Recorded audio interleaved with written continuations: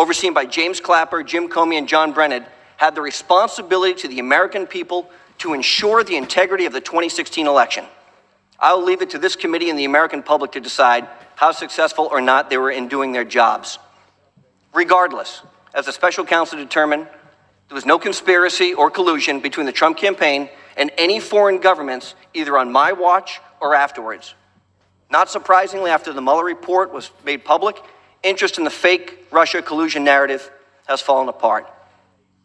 In conclusion, and it's sad to say, this country has spent over 3 years and 40 million taxpayer dollars on these investigations, and it's now clear that the investigation was populated by many Trump haters who had their own agenda to take down a duly elected president of the United States.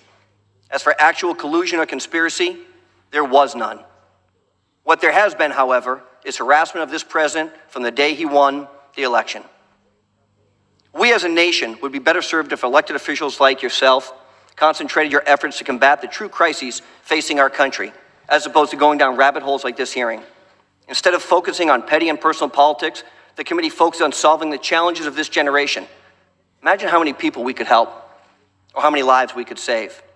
As I stated earlier, I have voluntarily appeared in front of Congress on 3 separate occasions and spoken to members of the special counsel's office for multiple hours. I will continue to be forthright and cooperative, and I will be as sincere in my answers as this committee is in its questions. Thank you for your testimony. We will now proceed under the 5-minute rule with questions. At the completion of the members' questions, pursuant to the Chairman's September 12, 2019 resolution for investigative procedures and pursuant to a notice, this will be followed by 1 hour of staff questioning, equally divided by the majority and the minority. I will begin by recognizing myself for 5 minutes. Ms. Lewandowski, we received a letter from the White House just yesterday that they will not let you answer any questions beyond what you told the special counsel and was publicly released. The White House's instruction to you is based on a bogus claim of executive privilege, even though you did not work a single day for the administration, let alone in the executive branch. My colleagues are going to get into the specific events in detail, but I'm especially troubled by the president's attempt to obstruct Congress's investigation and prevent the American people from learning the truth about what he's done. And I want to ask you questions relevant to that issue. Ms. Lewandowski, is it correct that as reported in the Mueller report on June 19, 2017, you met alone in the Oval Office with the president? I said, is there a book and page number you can reference me to, please? I don't have a copy of the report in front of me. Volume 2, page 90. But I simply ask you, is it correct that as reported in the Mueller report on June 19th, 2017, you met alone in the Oval Office with the president? Could you read the exact language of the report, sir? I don't have it available to me. I don't think I need to do that, and I have limited time. Did you meet alone with the president on that date? Congressman, I'd like you to refresh my memory by providing a copy of the report so I can follow along. Hey, you don't have a copy with you? I don't have a copy of the report, Congressman. Clock will Mr. stop. Chairman, I request that the clock be stopped while this charade is sorted out.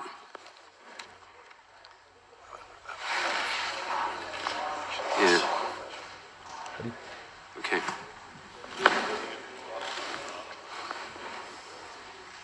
I'm sorry, Congressman, what page was it? The clock should have been stopped and should remain stopped. Page 90, volume 2.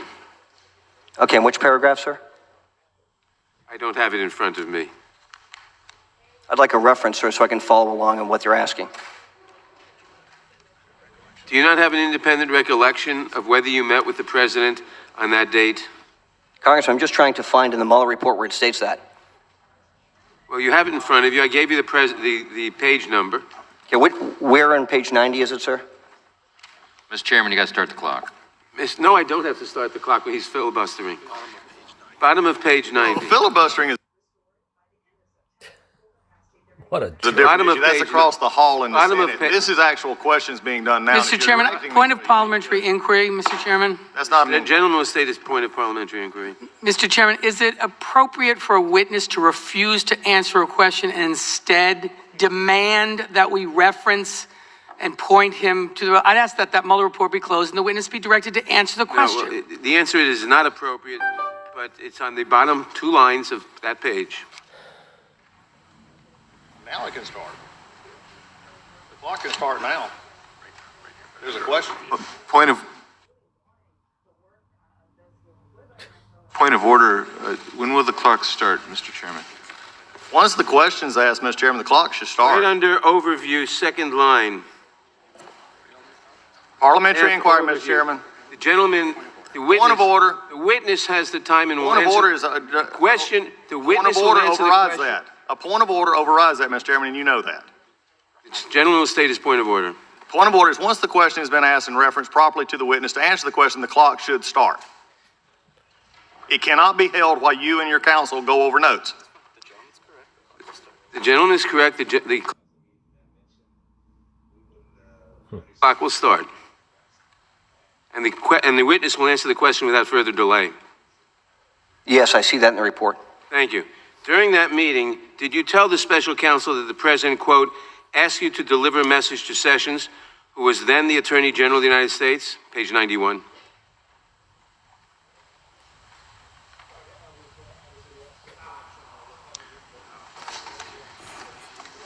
I asked you a question, sir.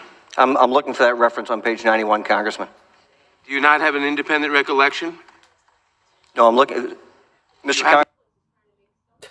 What a joke. I'm trying to adhere to the White House's request. I answer questions that are provided in the Mueller report only, so I'm trying to reference that report directly about your question, Congressman.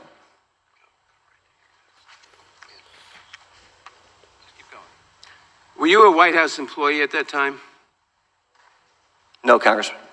And if, did you ever, okay. You did not hold any position in the government whatsoever, did you? Correct. Now, sitting behind you are counsel for the White House, correct?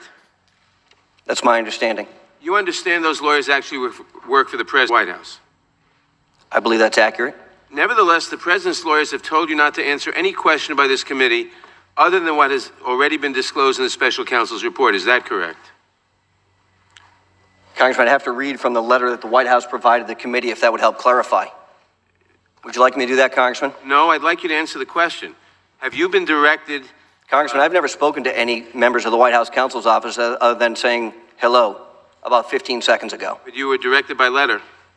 Congressman, I was provided a letter that I believe this committee was assigned. It says, as explained below, Mr. Lewandowski's conversation with the President and with senior advisors to the President are protected from disclosure by long-settled principles protecting executive branch confidentiality interests, and as a result, the White House is directing Mr. Lewandowski not to provide information about such communications beyond the information provided in the portions of the report. I will take that as a yes. And the basis for their direction is a claim of executive privilege. Is that correct? I can read it again, Congressman. The answer is you're not answering the question. But we've already established that you were never employed by the White House or the executive branch. That is correct. I have never been employed by the executive branch. Sir, did you ask the White House counsels to be here? Congressman, as I just reiterated, I've never spoken to anyone in the White House counsel's The office. answer is no. Was it your idea for you not to answer questions based on a claim of executive privilege? I can reiterate, I didn't ask. I've never had a conversation with someone from the White House counsel's office regarding this matter.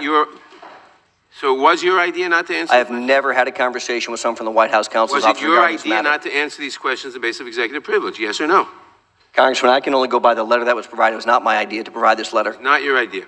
Did you ever suggest to the President or anyone else that you thought your communications with him were official White House communications?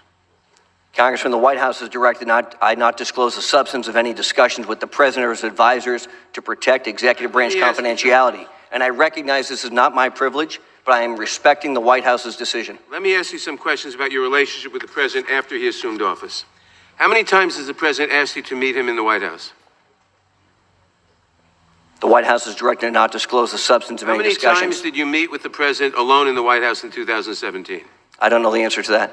How many times did he direct you to deliver a message to a member of his cabinet? The White House has directed not to disclose the substance of any discussions with the President. Did he ever discuss with you any concerns that he may have committed a criminal offense? The White House has directed not to disclose the substance of any discussions with the President or his advisors to protect executive branch confidentiality. All right, I recognize this is not my privilege. So Mr. you Chairman, I won't- make a point of order. Pursuant to Clause 2J, 2A of Rule 111, that the gentleman is out of order. He has exceeded the time limit under the 5-minute rule. I will enforce the time limit under the 5-minute rule. I challenge the ruling. I am very, I challenge the ruling of the chair. the ruling of the chair is challenged. All those in favor of overriding the rule of the chair will say aye. Opposed, no? No. No. Roll call. Noes have it. Roll call is asked. The clerk will call. Where's the clerk? We can make this a lot easier, Jim. We can. I mean, this could. Clerk will call the roll.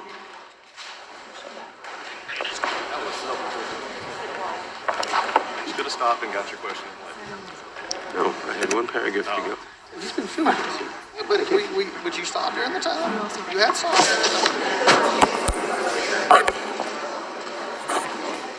Yeah. Mr. Nadler? Question is, will the question is, will the ruling of the chair be overruled? My vote is no. Mr. Nadler votes no. Ms. Lofgren? Ms. Jackson-Lee? Ms. Jackson-Lee votes no. Mr. Cohen? Mr. Cohen votes no. Mr. Johnson of Georgia? Mr. Johnson of Georgia votes no. Mr. Deutsch? Mr. Deutsch votes no. Ms. Bass? Ms. Bass votes no.